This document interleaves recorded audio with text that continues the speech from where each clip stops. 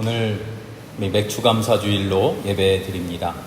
한 해의 절반을 지내며 지금까지 우리에게 베풀어 주신 하나님의 은혜를 돌아보는 날이죠. 농사를 짓던 시절에는 첫 수확을 하나님께 드린 그런 절기였지만 오늘 우리에겐 상반기 에베네셀, 여기까지 우리를 도우셨다 하는 그 고백을 하나님께 드리는 시간입니다. 그런데 오늘 우리가 함께 읽은 말씀 본문은요, 감사보다는 불평이 그 중심에 있죠. 이스라엘 백성들이 지금 가데스라고 하는 광야에서 물이 없다고 모세와 아론에게 원망하기 시작합니다. 그러자 모세는 하나님의 말씀대로 바위를 쳐서 물이 솟아나게 하죠.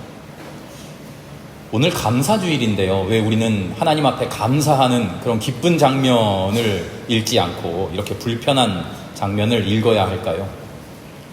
이 민수기를 차례차례 읽다 보니까 우연히 오늘 마침 이 본문이 우리에게 왔을까요? 제가 지난 몇 년 동안은 우리 교단에 교회력이 있습니다. 교회력의 성서 일과라 그래서 1년 동안 정해진 성서 본문이 있어요. 이게 3년에 전체 성경을 다 읽도록 되어 있는 건데요. 그 교회력에 따라서 제가 설교를 했었습니다. 2번 했으니까요. 6년 동안 교회력 가지고 여러분과 말씀 나눴어요. 그러다가 작년부터는 우리 교회 표어에 맞춰서 출애굽기부터 한 절 한 절 강해하기 시작을 했죠. 1장부터. 그래서 지금 민수기 20장까지 왔는데요. 참 신기하게도 제가 일부러 선택한 게 아니라 그냥 순서대로 읽어나가는데 그때 우리 교회 상황에 맞는 본문이 딱 맞아떨어질 때가 너무 많더라고요. 너무나 신기하고 참 하나님 우리에게 말씀을 주실 때에 그냥 허투루 주시는 게 아니구나 하는 그런 고백을 합니다. 오늘 가데스바네아 이 광야에서 무리바의 샘물 이야기도요, 감사절을 맞이하는 우리에게 감사와 불평 사이에 있는 우리의 모습을 적나라하게 고발하고 있어요. 이스라엘 백성들이 이제 약속의 땅에 거의 도착했습니다. 항상 그렇듯이 광야에는 뭐가 매일 부족하죠. 이번에는 물이 없어요. 그래서 다시 원망이 시작됩니다. 우리의 삶에는 항상 문제가 있어요. 항상 힘써서 해결해야 될 것들이 눈앞에 있어요. 그냥 가만히 있어도 삶이 술술 흘러가지 않잖아요. 문제는요, 그런 당면한 문제들 앞에서 그 문제를 가지고 하나님 앞에 기도하고 하나님께 의뢰하고 하나님을 신뢰하고 하나님 앞에 엎드려지느냐, 하나님을 붙드느냐, 그거죠. 이스라엘 백성들이 그걸 못해서 지금 40년 광야 생활을 했잖아요. 하나님의 땅 앞에 가서 하나님이 주시는 가나안 땅을 보고 그 가나안 땅에 내 눈에 보이는 어려움을 하나님을 믿고 헤치고 들어가 저 땅이 약속의 땅이다 하고 들어가지 못하고 아이고 무서워, 우리는 메뚜기 같아, 우리는 저들에게 밥인 것 같아 하고는 하나님을 신뢰하지 못해서 지금 광야 생활을 하고 있는 거잖아요. 그런데 오늘 백성들은 또다시 눈앞에 닥친 삶의 문제를 기도로 들고 나가는 게 아니라 원망과 불평으로 나아오는 모습을 보여줍니다. 단순한 하소연이 아니에요. 모세의 리더십 자체를 지금 부정하고 있어요. 모세만 부정하고 있는 게 아니라 하나님의 구원 사건 자체를 지금 부정하고 있어요. 왜 우리를 이 땅으로 끌고 왔느냐? 우리 차라리 이집트에서 살 걸 그랬다. 광야에서 그냥 죽을 걸 그랬다. 5절을 보니까 하나님이 인도하신 그 길을 이 고약한 곳이라고 이렇게 표현해요. 참 그 심보가, 불평불만하는 심보가, 그 심보가 고약하죠. 우리가 눈여겨봐야 하는 것은 바로 이것입니다. 이스라엘 백성은 이미 하나님의 은혜를 수도 없이 경험했습니다. 광야 40년 동안 삶의 모든 순간순간들이 하나님의 은혜였어요. 그랬으면서도 지금 또다시 불평하고 있다는 겁니다. 이런 이스라엘 백성들의 모습을 보면서 우리는 묻지 않을 수 없어요. 나는 성경 말씀은 항상 나에게로 돌아와야 된다 그랬죠. 나는 지금 감사의 자리에 서 있습니까? 불평의 자리에 서 있습니까? 하나님이 나에게 허락하신 삶의 문제 앞에서 나는 지금 감사하고 있습니까? 불평하고 있습니까? 다른 사람과 비교해 봤더니 나 몸이 허약해졌어. 나 몸이 아파졌어. 다른 사람들은 건강한데 나에게는 이런 아픔을 주셔서 그 아픔으로 지금 불평하고 계십니까? 아니면 그 아픔으로 인한 하나님의 은혜를 찾아내셨습니까?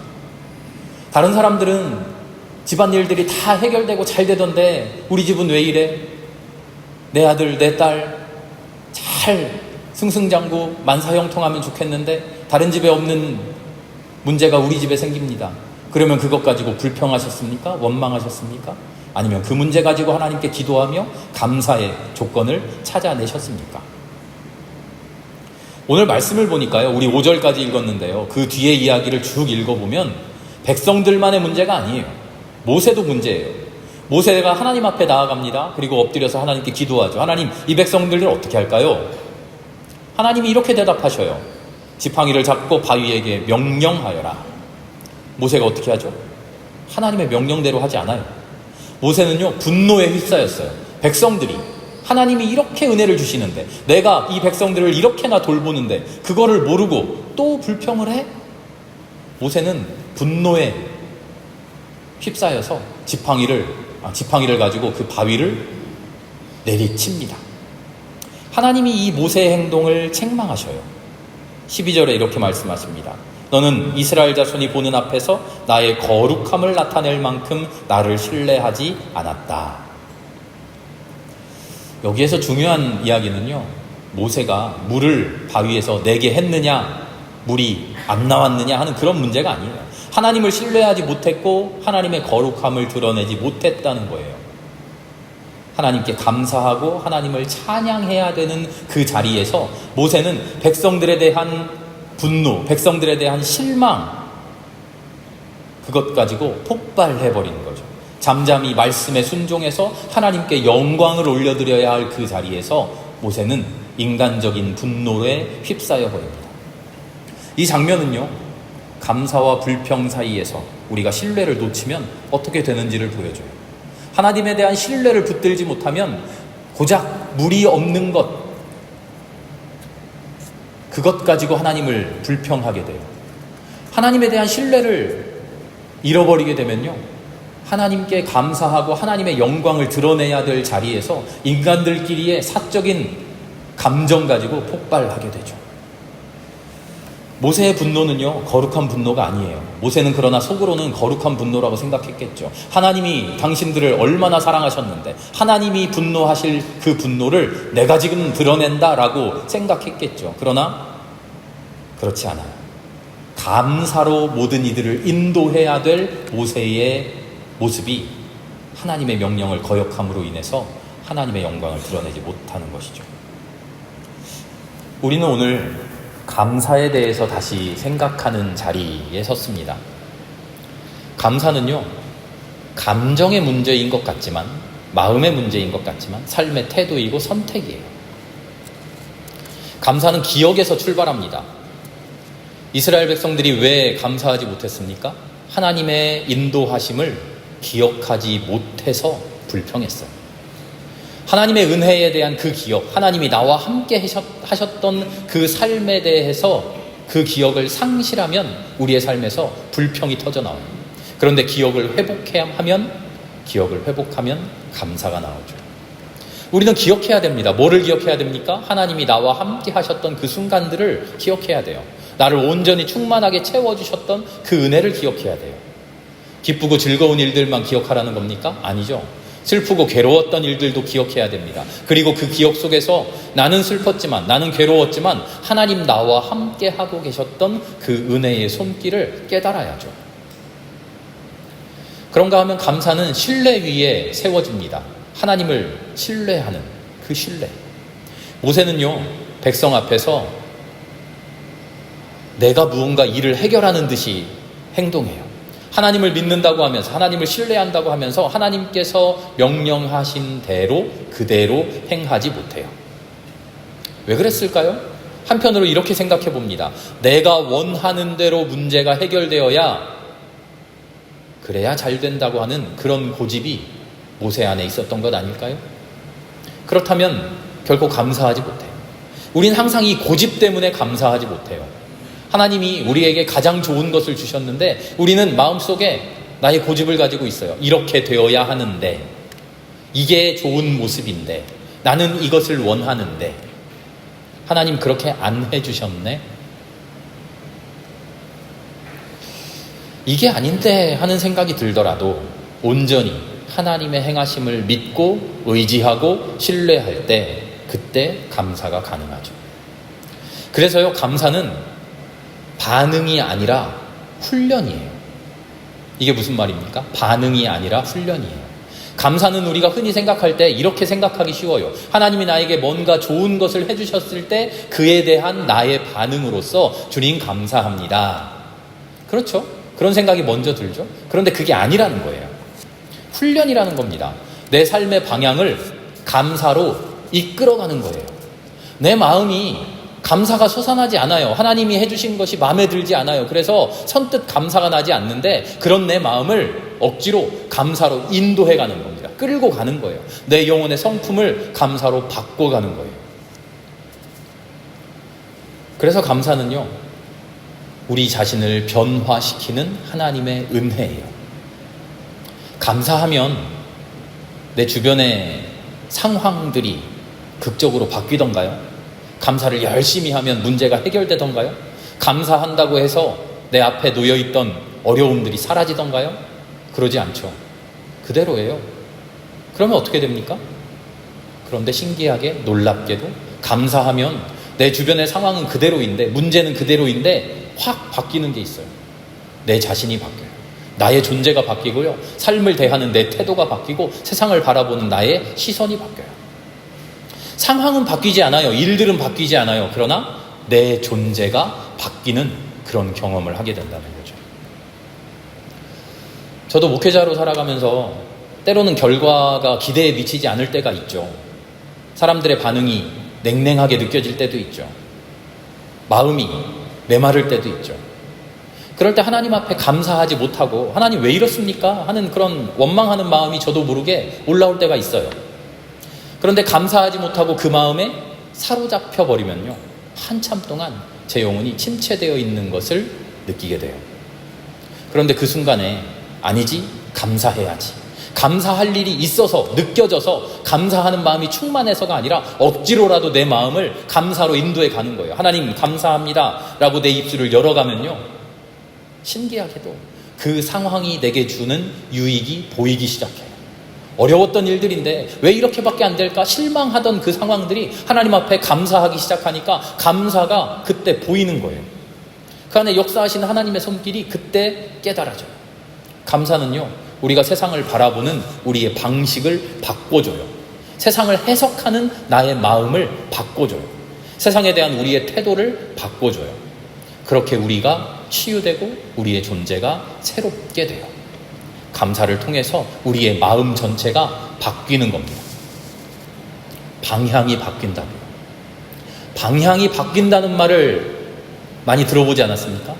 내 삶의 방향을 바꾼다. 헬라어로 메타노이아라고 합니다. 회개라는 말이죠. 회개. 복음서의 말씀 그대로 회개하니까 새 사람이 되는 거예요.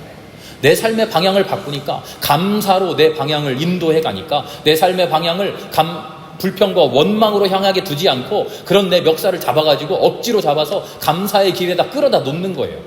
억지로 내가 나의 의지를 가지고, 하나님을 믿는 나의 신앙을 가지고, 하나님을 신뢰하는 내 마음을 가지고, 하나님 나에게 지금 주신 것이 지금은 불평스럽고 지금은 원망스럽고 내 마음에 들지 않지만, 아니지, 감사로 내 삶을 바꿔가야지 하고 그 방향을 바꿔놓으면 그 길에서 내가 새 사람 되어 있는 것이 보인다는 거죠.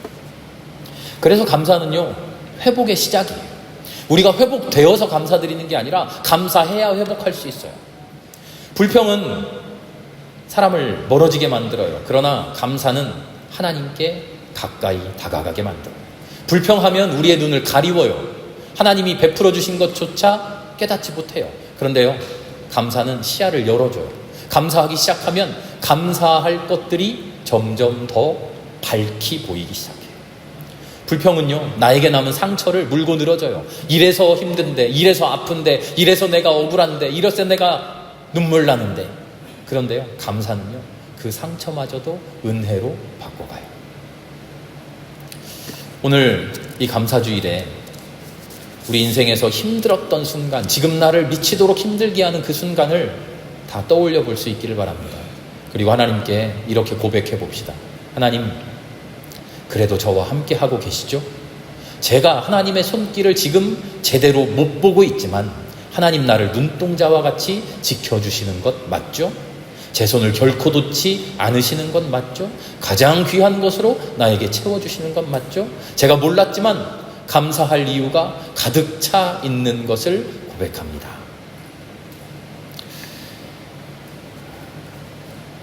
오늘 맥주감사주의를 보내면서 그 옛날 농사의 열매를 바치던 그런 날이 아니라 우리의 인생 여정 가운데서 하나님을 기억하고 감사로 다시 설 수 있는 그런 날이 될 수 있기를 바랍니다. 오늘 이 감사의 날에 우리가 감사해야 할 것들을 또한 기억할 수 있기를 바랍니다. 지난 반년 동안 2025년 절반을 보내면서 우리를 지켜주신 하나님께 감사해야 돼요. 한 해를 시작할 때 여러 가지 계획과 여러 가지 생각들이 있었지만 절반이나 지나고 나니 이룬 것보다 실패한 것이 또 많죠. 그러나 그 모든 순간들마다 하나님이 지켜주신 것이 더 크고 깊은 것을 깨닫게 됩니다. 큰 사고 없이 잘 살았어요. 병상에 누워있지 않고 번뜩 일어났어요. 지금 이 예배 자리에 나와 있는 것만 해도 기적이며 은혜이죠. 내가 잘해서 잘 산 것이 아니라 나의 삶을 하나님이 기적같이 지켜주셨구나. 둘째로 또 우리 삶에 열매를 주신 하나님께 감사해야 돼요. 우리가 무슨 농사를 지어서 수확하는 건 아니지만 하나님 내 삶을 통해서 아름다운 것들을 많이 남겼습니다. 하나님 크고 작음이 아니라 내가 하나님의 말씀대로 사랑해봤습니다. 내가 하나님의 말씀대로 섬겼습니다. 하나님 기뻐하시는 모습을 살아봤습니다. 크고 작음 많고 적음의 문제가 아니라 하나님이 응답해 주시는, 하나님이 기뻐하시는 삶을 내가 살아보고자 했습니다. 그 작은 열매라도 하나님께 드릴 수 있었다는 것, 그것이 하늘의 축복임을 또한 고백할 수 있기를 바랍니다. 더 근본적으로는 우리가 맺은 그 결실보다 그 결실을 맺을 수 있도록 인도해 주신다고 하는 것 그 자체에 우리가 감사해야 됩니다. 아무리 생각해도 내 삶에 열매가 없는 것 같은 그런 삶도 있죠. 그러나 잊지 말아야 됩니다. 열매는요, 계절마다 다릅니다. 풍성하게 나무에 반짝반짝 빨갛고 막 노랗고 그렇게 열리는 것만이 열매가 아니라 땅속 깊은 곳에 아무도 못 보는 곳에 주렁주렁 매달린 그런 열매도 있어요. 사람들이 수확해가지고 바구리에 소쿠리에 가득 넣어가지고 무슨 사과 따면 정말 반짝반짝 하잖아요. 사람들이 와 이렇게 좋은 열매를 맺었어요 라고 칭찬하는 그런 열매도 있지만 캐내지 못하고 땅 속에서 거름이 되어서 온 밭을 풍성하게 해주는 그런 열매도 있다고. 아무도 안 알아주지만 지금 아니라 나는 그 열매 보지 못하지만 먼 훗날에 내가 심고 가꾼 것이 나의 삶으로 맺히는 것이 나의 생에서가 아니라 그 옛날 맺히는 것도 있다고. 인도하심은 그 열매로 인도하심은 항상 지속됩니다. 가데스에 물은 없었습니다. 그러나 하나님은 여전히 그들과 함께 하셨죠. 백성들이 보아야 할 것은 물이 없다라고 하는 그 힘든 현실이 아니라 물이 없는데 지금 이 물 없는 상황에서도 하나님께 기도하면 하나님 함께 해주신다라고 하는 그 증거, 그거를 봐야 했던 것이죠.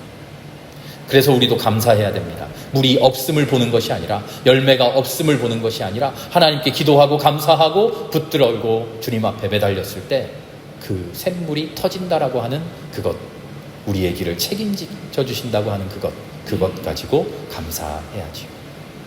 그래서 마지막으로 감사는요, 우리에게 새로운 출발의 문을 열어줍니다. 감사는 과거에 있었던 것을 확인하면서 감사합니다 하고 끝나는 게 아니에요. 감사는요, 미래를 향해서 우리의 새로운 발걸음을 떼어놓는 믿음의 발걸음의 시작이에요. 불평과 불만은 우리를 과거로 인도해 갑니다. 뒤로 끌고 가요. 옛날에 얽매여 있게 해요. 그러나 감사는 우리를 다시 앞으로 전진하게 해요. 하나님 감사합니다. 앞으로도 하나님 감사에 힘입어서 행복하게 살겠습니다. 앞으로도 사랑하며 살겠습니다. 하나님께 더 감사할 일들을 만들며 살아가겠습니다. 오늘 맥주감사주의를 보내며 우리는 주님 앞에 다시 설 수 있기를 바랍니다. 불평의 자리에 서는 것이 아니라 감사의 자리에 설 수 있기를 바랍니다. 여기까지 도와주신 하나님, 에베네셀 하신 그 하나님을 기억하면서 앞으로도 끝까지 인도하실 하나님을 신뢰하며 새로운 반년, 남아있는 2025년 또 아름답게 감사로 살아갈 수 있기를 바랍니다. 우리의 마음과 우리의 입술과 우리의 시선과 우리의 발걸음이 항상 감사의 편에 설 수 있기를 결단합시다. 그 감사가 오늘을 아름답게 살게 하고 내일을 이겨낼 수 있게 인도할 것입니다. 우리 함께 기도드리겠습니다. 사랑으로 인도해 주시는 하나님, 오늘 맥주감사절 이 자리에 설 수 있는 것 자체가 하나님의 은혜임을 고백합니다. 반년 동안 우리의 모든 걸음걸음마다 때로는 알지 못하게 때로는 눈물 가운데 주님께서 함께 계셨던 것을 고백합니다. 우리의 삶이 광야와 같은 시간의 연속이었지만, 물이 없고 길이 막힌 듯한 현실이었지만, 불평과 낙심으로 우리의 마음이 뒤덮이려 했지만, 그러나 주님, 오늘 우리는 다시 감사를 선택합니다. 눈에 보이는 암담한 현실보다 하나님 우리와 함께 해주시는, 베풀어 주시는 은혜를 붙잡기를 바랍니다.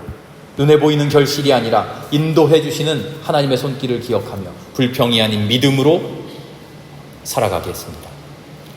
우리의 인생의 모든 자리에서 생명의 물을 떠뜨려 주시는 주님임을 믿습니다. 감사함으로 다시 일어나 남은 반년 주님과 함께 아름답게 걸어가게 하여 주시옵소서. 우리의 감사가 습관이 되게 하시고 우리의 말이, 우리의 표정이, 우리의 기도가 감사로 채워질 수 있게 인도하여 주시옵소서. 예수 그리스도의 이름으로 감사하며 기도드립니다. 아멘.